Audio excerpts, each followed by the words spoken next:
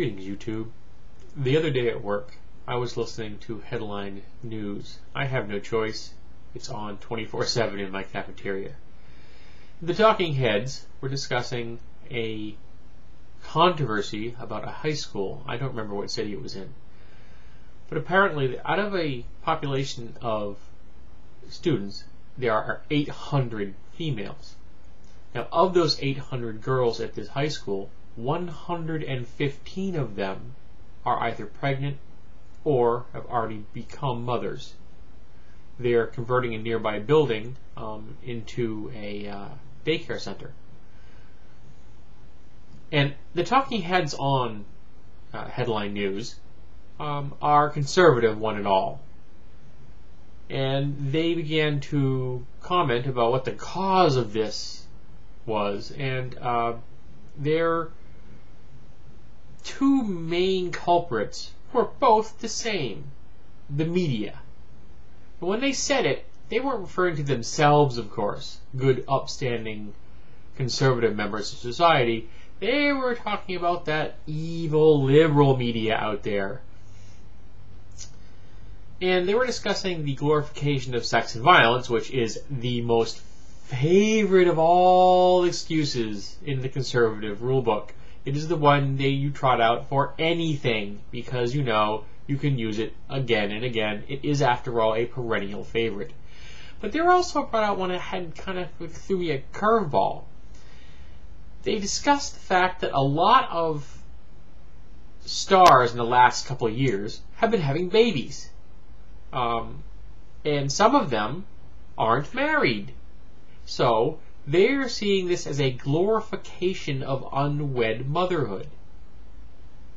Now, you don't have to be married to have a baby. Marriage is not for the purpose of having babies.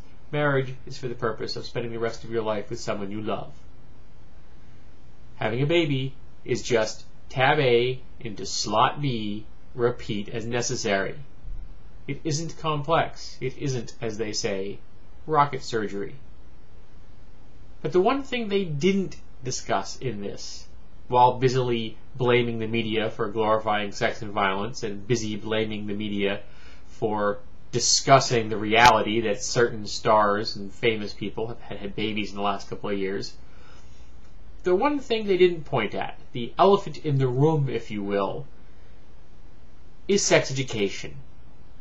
Because that would have an actual impact on the number of pregnant teens in that high school and all other high schools.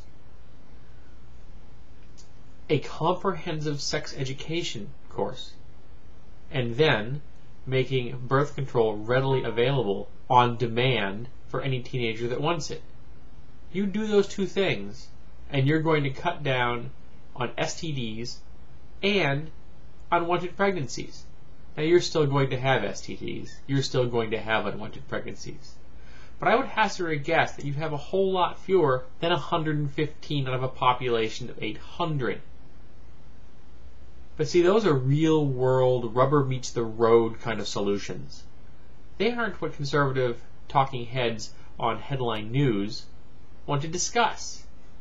They'd rather rail against what they perceive as the liberal bias, which is destroying the very fabric of America, as opposed to actually addressing the problem at hand and dealing with it like mature adults. Because that will get things solved. And solving things isn't their goal. Their goal is to generate controversy so people will watch them talk, so that they will then, of course, watch the commercials between their little bits of talking to their fellow conservative talking heads. Me, I want comprehensive sex education everywhere. I want kids to start this in, say, 3rd or 4th grade. I want them to know from the get-go, before they hit puberty, what everything is going to happen to them and the consequences of all their actions. And I want them to know that as soon as they're ready for sex, when they've made that decision, that birth control will be readily available. Let them live the life they need to without dangers of STDs and unwanted pregnancies. Now, I have no idea what the real reason these girls had these children, but I'm thinking ignorance is probably played a big part. I know people who were not properly educated, who believed the lie, for example, of you can't get pregnant the first time, who had a baby at 16, or didn't understand impulse control and had unprotected sex while drunk or high at 16 and ended up being a mother. I even know people who are generational in this regard. People who had children at 15 and 16 who then become grandmothers when their daughter had a child at 15 or 16. Sex education is a failing in America. It's not the media's fault. Not the glorification of sex and violence. Not the mere reporting of the fact that some people have babies. It's the elephant in the room that nobody wants to talk about. Comprehensive sex education and birth control on demand.